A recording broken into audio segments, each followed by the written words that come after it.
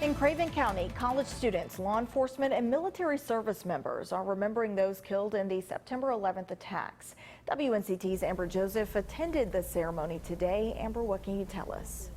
It was a somber day on the campus of Craven Community College. Many people still remembering exactly where they were when they heard about the 9/11 attack. A day they'll never forget and always honor. Remember this day and never forget it.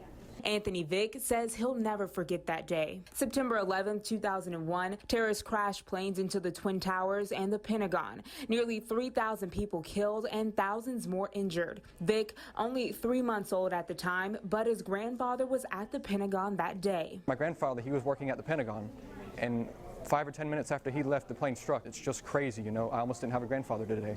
More than 50 college students, veterans, and members of law enforcement gathered to pay their respects to 9/11 victims, holding a tribute Wednesday morning where they sang the national anthem and held a moment of silence in remembrance. There were New York police officers in attendance who responded to the attack, who say to this day 9/11 is still hard for them to talk about. Craven Community College president and Air Force veteran Ray States says he remembers that day in detail. My memories of that day are very vivid. So, you know, I was sitting at a little desk in a student office at Virginia Tech. I was on active duty. A day that changed the way we think. There's so much of who we are as a people revolved around the idea that we had oceans protecting us from all the chaos of the rest of the world.